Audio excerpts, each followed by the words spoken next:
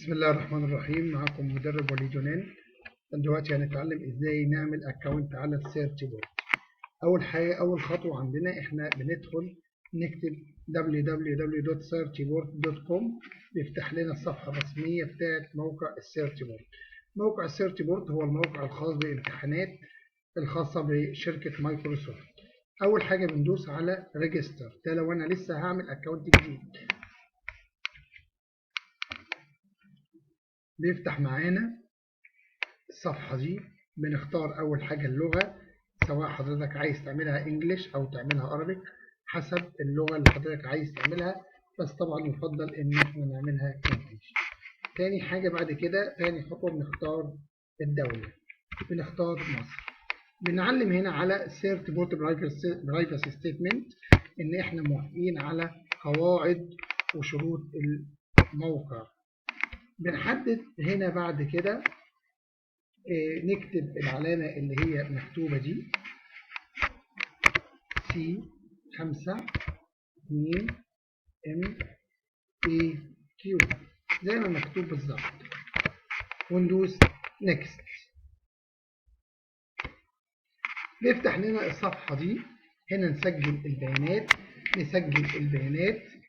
هنبدأ هنا بقى نسجل في الصفحة دي الاسم الأول والاسم الثاني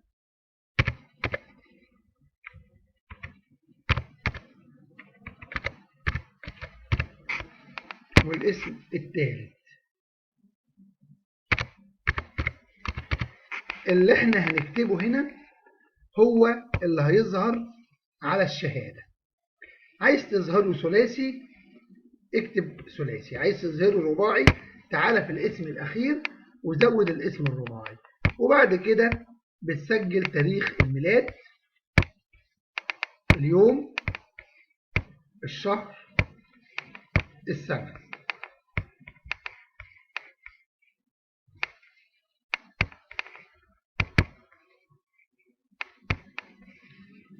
طيب ده الجزء الأولاني اللي احنا قلنا عليه بتاع الشهادة. الجزء الثاني ده بقى اليوزر نيم والباسورد، ده اللي احنا بنسجل بيه ازاي هندخل السيرش بورد. ده يوزر نيم، يعني يفضل دايما ان احنا نكتب الاسم بتاعنا.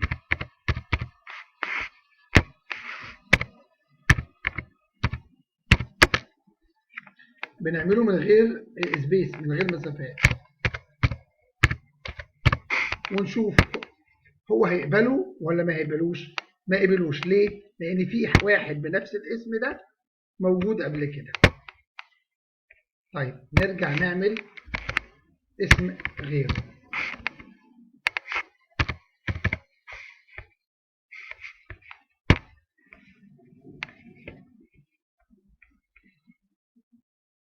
لو اتأخر معانا نعمل ريفريش ونسجله من جديد، بس هنا هيرجعنا للصفحة اللي قبلها. هندوس نيكست.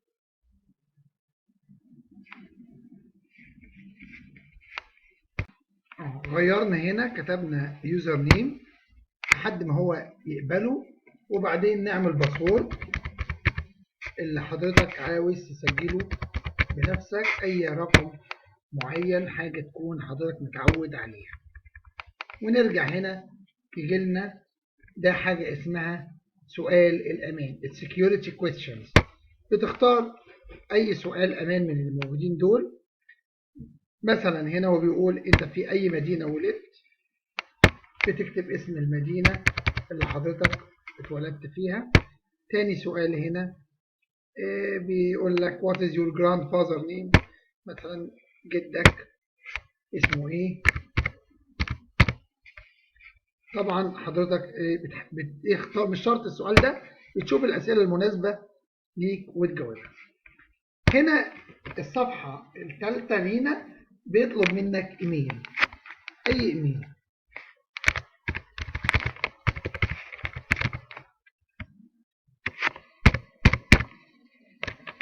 بتكتب الايميل بتاع حضرتك،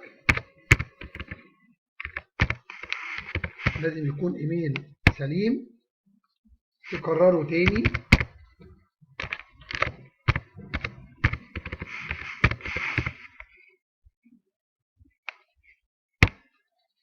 هنا بتكتب رقم التليفون،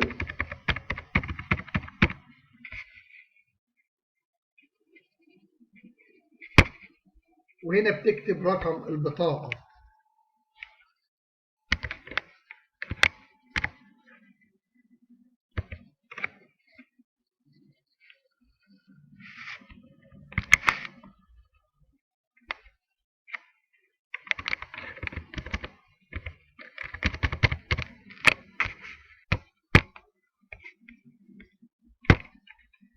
هنا بيقول لك allow third board to contact with you، يعني لو انت عايز تتواصل معاه عن طريق العروض يبعتوا لك ايميلات او حاجه.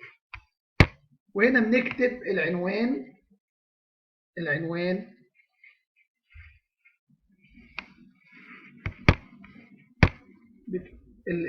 بتاع الاكاديميه اللي هو دايركتور سنتر فور تستس، ده عنوان الاكاديميه بتاعتنا الخاصه هنا بالواسطه اي تي اكاديمي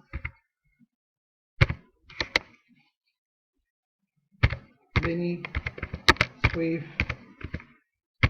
2. وسيتي بنكتب الواسطة 62951، ده البوستال كود، وبنكتب البوستال كود وبعدين نقول نيكست.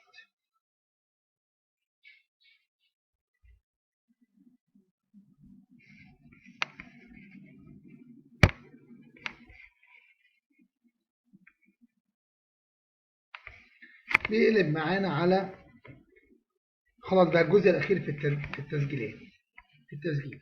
هنا بيسألني هل أنا طالب؟ طبعا لو أنا طالب بدوس يس، لو أنا معلم بدوس نو. وبعدين يرجع يسألني هل أنت موظف؟ نعم لو أنا موظف. لو أنا قلت لا فوق هبقى أقول هنا نعم، لكن لو قلت فوق يس هقول هنا نو. يجي لو قلت يس هنا بيفتح لي الصفحات دي. انت check yes if you are employed at any of the following، واحد من الحاجات دي: a non-academic learning of training organization, library, museum. انت مش بتشتغل في الحاجات دي. وان انت كمان government، ان انت موظف حكومة. انا موظف حكومة فعلا اهو. لو انا موظف معلم يعني. طيب انت معلم؟ نعم. طب انت ذكر ولا انثى؟ نحدد له ونقول له سبميت. سبميت دي خلاص، دي النهاية. انا كده نهيت بقى، انا عملت اكونت فعلا.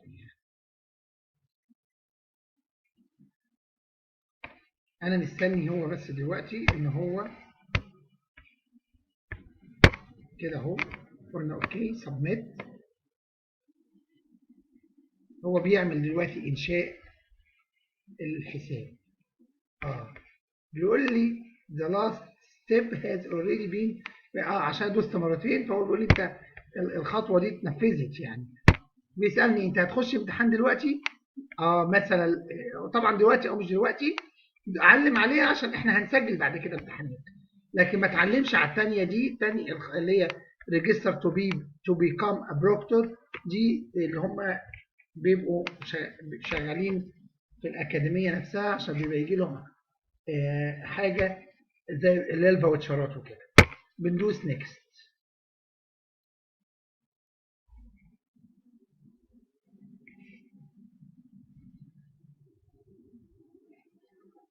بس كده احنا خلصنا. انت هتسجل امتحانات ولا حاجة؟ لا ما تسجلوش دلوقتي اي حاجة، سيبوها لما وقت الامتحان المسؤول هيسجل بنفسه. وهنا تقول له فينش. وبكده نكون عملنا اكونت على السيرتي بورد. شكرا. دخلنا صفحتنا الرسمية بقى. هو بيقول لك سجل بقى دخول بقى، تكتب بقى اليوزر نيم والباسورد وحضرتك تسجل الدخول وتخش بنفسك. شكرا لكم على استماعكم ليا، واتمنى ان انا اكون وصلت لكم المعلومه بطريقه واضحه. السلام عليكم ورحمه الله. كان معكم وليد يونان فوزي.